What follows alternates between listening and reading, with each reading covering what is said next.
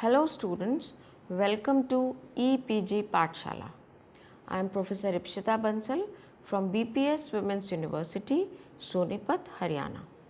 Today, we will be discussing about the module Strategic Human Resource Planning of the paper Strategic Human Resource Management.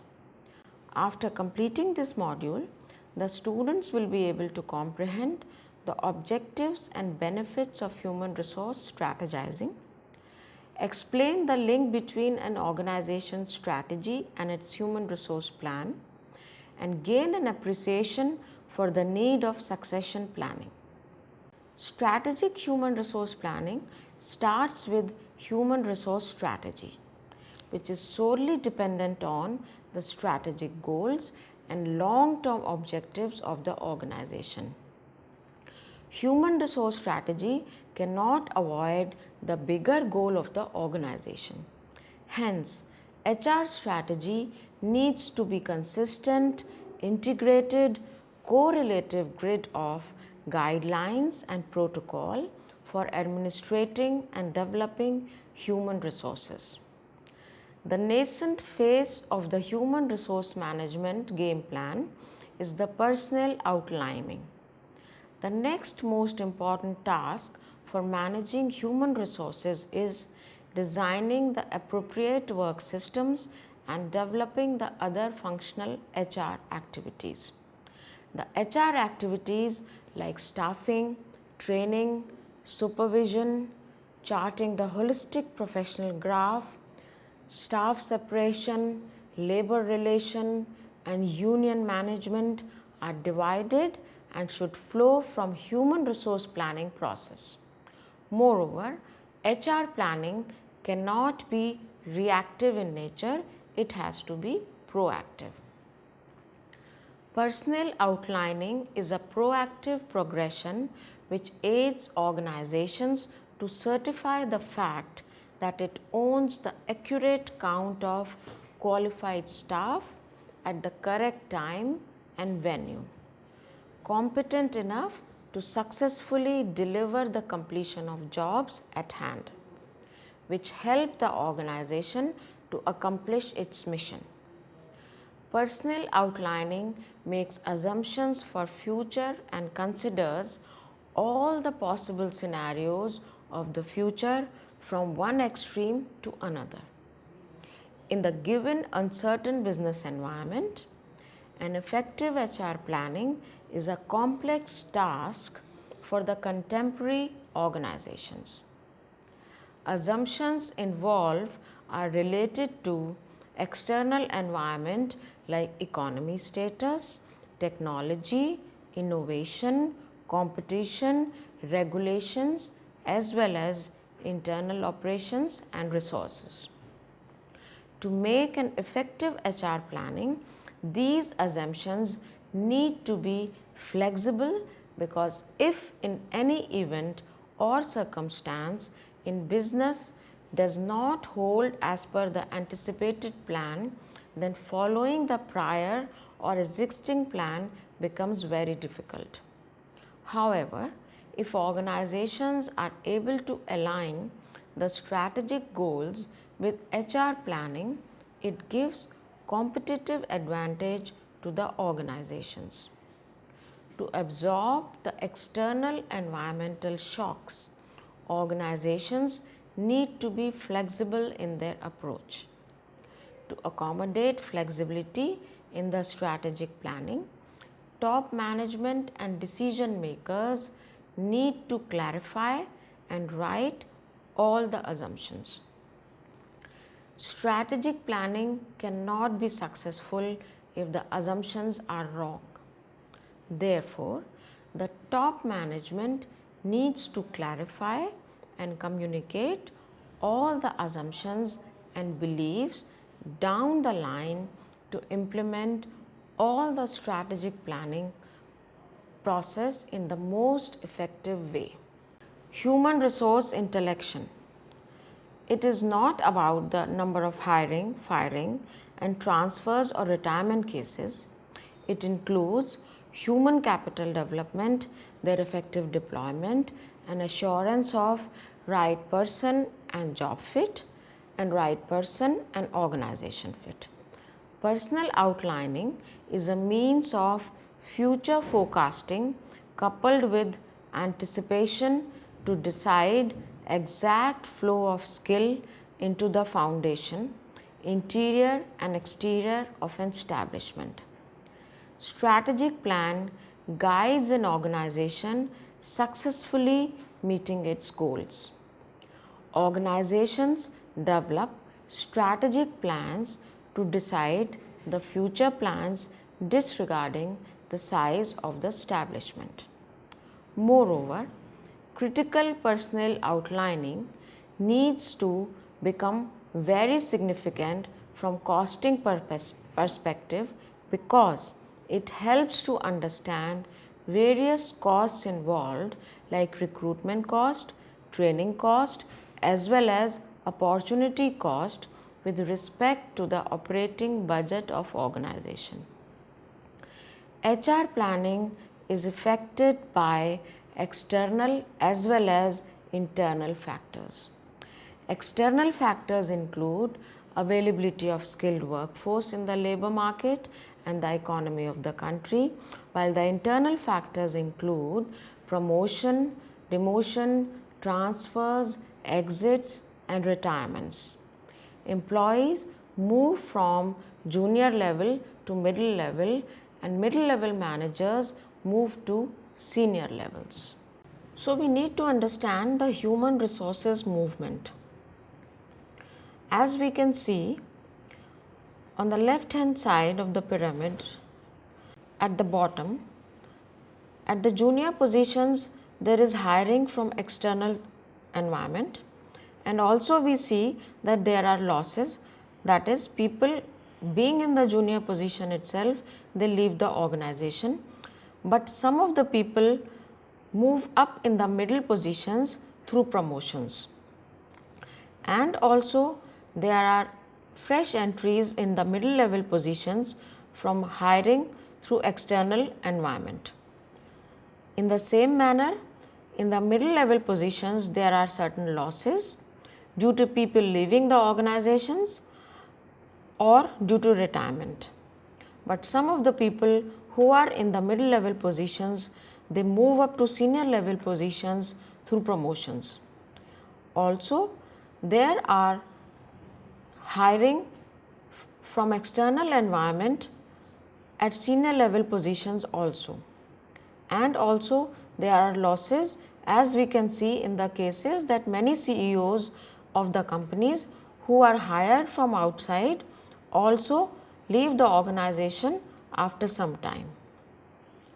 Let us understand how do we link company strategy with HR strategy. We can see in the left hand corner top company's competitive environment which relates to external environment. This is economic, political, demographic, competitive, there are technological trends. And on the other hand, company's internal strengths and weaknesses also have to be taken into consideration. So both these factors or forces in the external environment as well as the internal environment, they create a company's strategic situation, which leads to the company's strategic plan to be formulated. For example, should we expand geographically, should we cut costs, should we diversify, etc. Based on company's strategic plan, company's human resources and other functional strategies are formulated. Here we discuss what are the basis courses of action HR will pursue to ensure that the recruiting, selecting, training, appraising and compensation systems are consistent with the company's strategic plan. Through company's strategic plan and HR strategies, implementation takes place and we move forward towards organizational performance. So this is how we can link company strategy with HR strategy. A personnel management plan would benefit an establishment by pointing out relevant facts from various success stories behind effective implementation of rules and guidelines of management. Also, through analyzing loopholes and drawbacks in the current workflow of the firm, which is imperative to keep the workforce dedicated and spirited, thus guaranteeing optimization. The first phase of the plan would deal with detailed analysis of current or incubated strategies which haven't been explored in the past and their corresponding effect on the overall growth of the firm. The second phase will include highlighting those strategies and guidelines which are basic to any firm's blueprint, paving the path to consummate their missions. Some of them are task allocation and management, personnel expertise management, fighting biases and partiality while ensuring positivity, incentives and package fixed in a way such that the workforce is satisfied, inspired and work efficiently, professional acceleration models assessing the internal growth of an establishment, training employees to cope with possible changes in recruiter and recruit mappings, and guidelines and plans enabling gnawing issues like skill allocation, self-learning, etc. to be solved, hence empowering internal development. Critical human resource planning helps in ensuring the solving problems pertaining to the people of the firm that would automatically lead to attainment of the firm's ultimate cardinal and operational goals. Human resource planning is a process of determining and assuming that organizations will have an adequate number of qualified persons available at proper times, performing jobs which meet the needs of enterprise and which provide satisfaction for the individual involved. Different avenues give the perfect platform to develop an HR plan.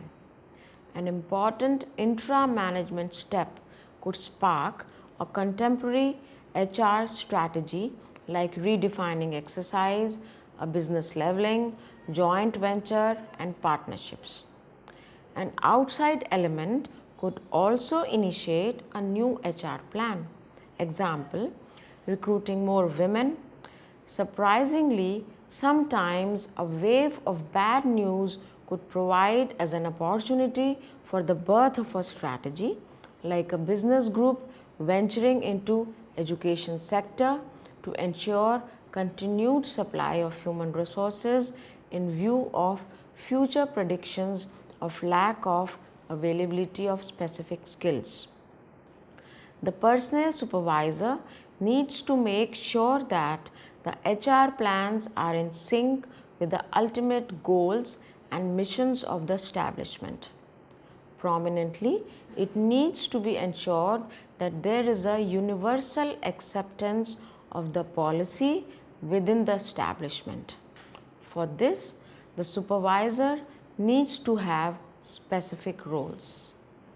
Role of the supervisor is to discuss and deliberate with all stakeholders on the structure of the plan. His role is to highlight the advantages of implementation of the plan by discussions and deliberations and back the arguments with the example of proven results. Also to ensure commitment and conviction for the plan in the members of the establishment. He is also responsible to pen down the detailed strategy framework, particularly for the upper management, and give logistics to abet the plan so there is a real-time analysis of the result. And lastly, to follow up to evaluate the plan. So let's now understand a critical human resource planning model. There are many approaches to design a stable HR plan. A particular scheme might differ for different establishments.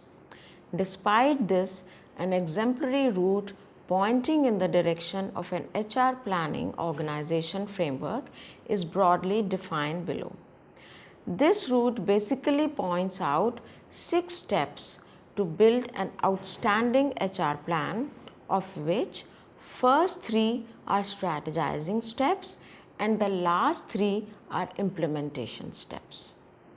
These steps are institutionalizing the course of planning, creating the HR organizing protocol, strategizing the entire staff, forming and acquiring the required labor force, investing in personnel development and performance, and evaluating and sustaining organizational competence and performance.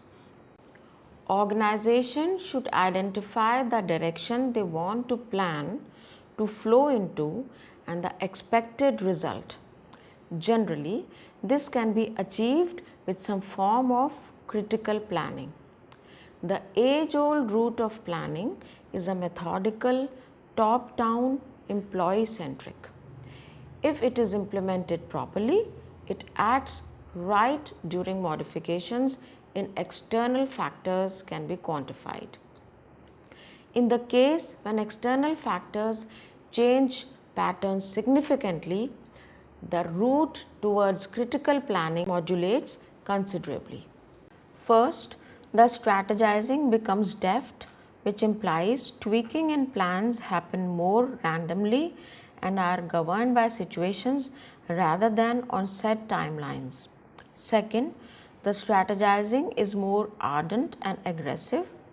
Establishments on top are not laid back to wait for any kind of change, but are spontaneous in changing their surroundings to maximize output.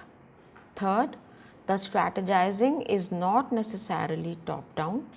Suggestions and advice keep flowing in from every strata of the establishment, leading to an increased sense of belonging to the plan. This also harps on the fact that some of the brilliant ideas come from the menial class of the management hierarchy. And finally, strategizing is less volatile and accelerated by line leadership. Once the critical planning is in the tunnel, the establishment should initiate a process to combine and integrate the HR plans, ensuring its success. The end step is to decide on the total number and skill set of human resources essential for the optimization and maximum output. The remaining critical HR planning policies are anchored by these guidelines and practices. The implementation part is to institutionalize a mechanism which would identify and allocate the appropriate skill set, invest in personnel policies, thus having a fruitful employment scheme. The last method rationalizes and supports the performance value of the establishment and its people in line with the expected results.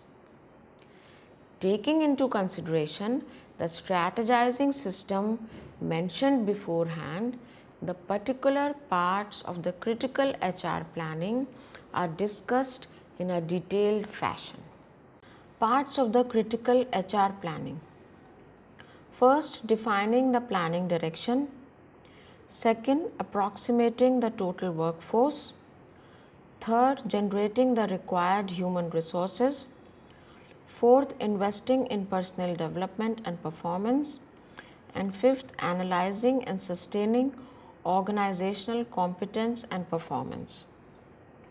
Let's now consider how to define the planning direction.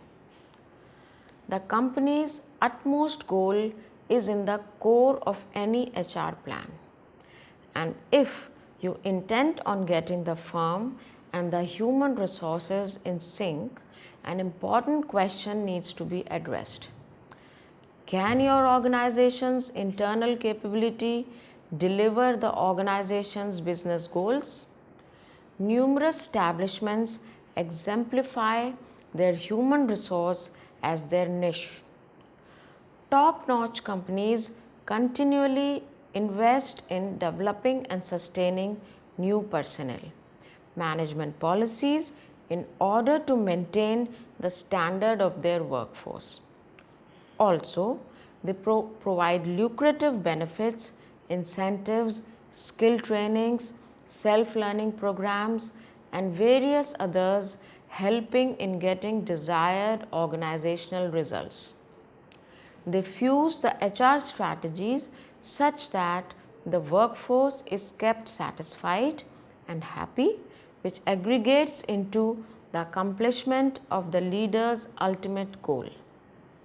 Organizations need to take the following actions: survey the external factors affecting the establishment, analyzing the establishment's vision, mission, and goals, analyzing the establishment's expected strategic and overall outcome, spearheading after discussion with all stakeholders, and approximating the effect of any legalities on the establishment. Approximating the total workforce. How do we do it? Analyzing the requirements of an establishment in the future, specifically those hovering around staff requirements, pose as one of the most daunting tasks of personnel supervisors. The life cycle of a workforce strategy is essential for any HR plan and is one of the crucial tasks of personnel supervisors. In spite of this, labor force and workflow strategizing have been focused on since not very far in the past. This fallibility is a result of the need to deploy employment equity, new skill strategies, and quantify the targets. The lagging of some firms in innovating and capitalizing workforce is due to the absence of a properly structured planning module. Workforce planning is a step-by-step method of pinpointing the labor best suited for the establishment's long-term goals and developing strategies to achieve those. In a formal, accurate mechanism for managers to take staff management decisions with the base as the establishment goals, visions, missions, capital resource, and a class of skilled workers. The complexity or simplicity of a workplace depends on the firm's requirements. The strategies around workforce can be inducted for a particular part of the firm or the entire establishment. Whichever route is undertaken, the only thing to be kept in mind is its alignment to the broader strategic goals. Together with workforce planning, the organization should have a stable blueprint and accompanied jobs to make sure the proper flow of expected outcomes and efficiency takes place. Organizations need to take the following actions: judge and come up with the accurate set of organizational blueprint to back up the strategic policies. Initiate job opportunities, that is compatibilities and job profile around strategic functions. Innovate a labor strategy structured to be the backbone of the firm's ideals and strategic goals. Combine the candidates best suited for the workforce, crop assigned groups, and a list of current workforce expertise which would be required in identifying divisions in skills. Generating the required human resources is the next part. This phase of the planning process is all about employing, grading, differentiating, training, and allocating recruits that is built on the necessities of the establishments of the labor force strategy. A compendious listing of the expertise of the workforce will help in establishing the required training protocol, which would be in alignment with the firm's present and future needs. New employment tactics might need to be incorporated to rope in more skilled HR and members of related groups to keep the required skills intact in the firm. An exhaustive learnership strategy might help in evolving future labor force requirements according to the workflow strategies or necessities. Organizations need to take the following actions. Assess employment strategies in accordance with the establishment strategic objectives.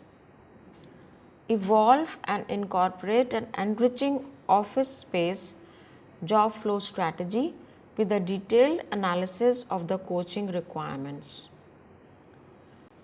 Incorporation of learnership planning and being on board or crystallizing professional milestones and appropriate grading. Investing in personnel development and performance.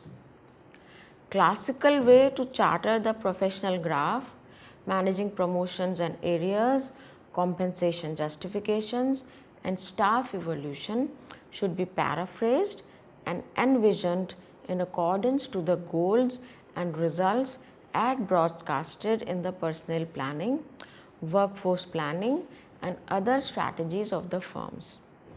The consequence outcomes will focus on accentuating and nurturing corporate expertise, sometimes called as competencies, its applications and the attitudes compiled together to add value to the aggregated performance. The skill development legislation imposes the re-engineering of the evolution methodology in various firms. Upcoming theories such as forever knowledge acquisition and absorbing beforehand tutoring must be the fundamental of investing in the staff. Vividly, a labor force strategizing program brings into light that there is minimal expected development in the staff and vertical growth is not very promising.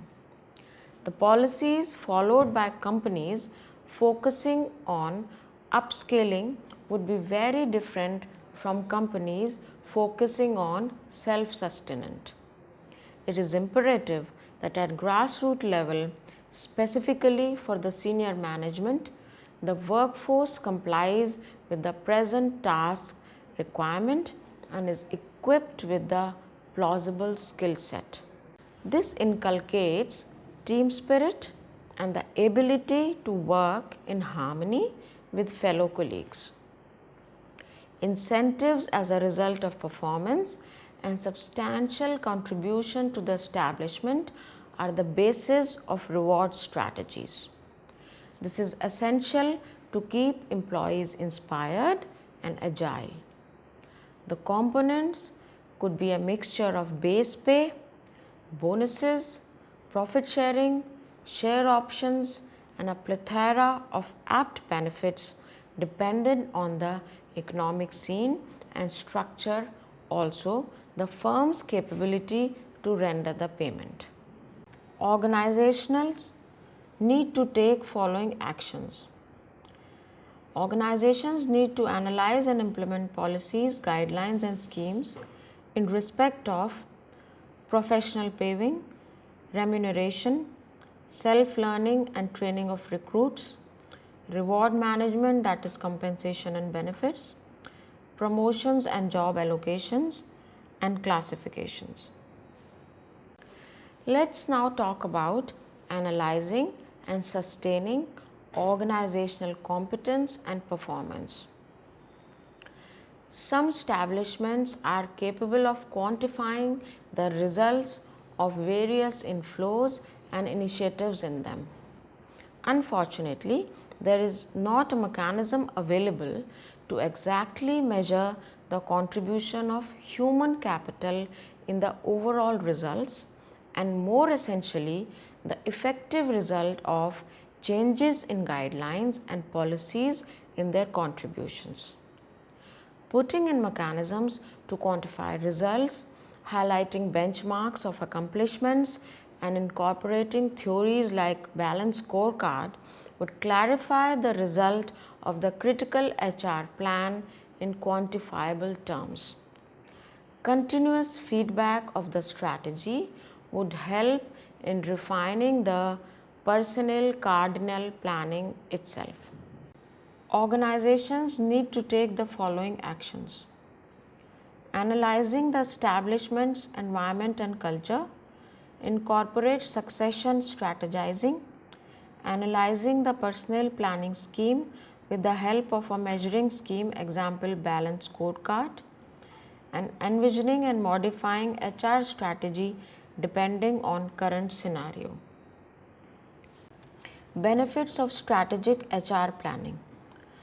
Successful HR strategic planning provides many benefits for the company, including encouraging proactive rather than reactive behavior, explicit communication of company goals, stimulation of critical thinking and ongoing examination of assumptions, identifying of gaps between current situation and future vision, encouragement of line managers' participation, identification of HR constraints and opportunities, and lastly, but not limited to, creation of common bonds.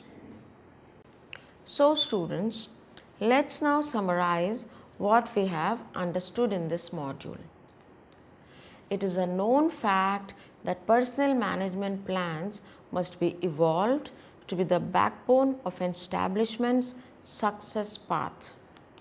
HR strategies in itself are an entity which could define an establishment strategies and organizational structure. A catastrophe would be when HR policies are evolved and implemented without taking into consideration the missions, goals, and visions of the establishment. An error is to deploy workplace skills which are no way in sync with either the organizational or strategic roles. On the same lines, setting standards for the unitary existence of quantifiable targets without conducting surveys, workforce planning, succession strategizing, and discussions is pointless. So, effective HR planning in sync with organizational goals is necessary for organizational growth. Thank you.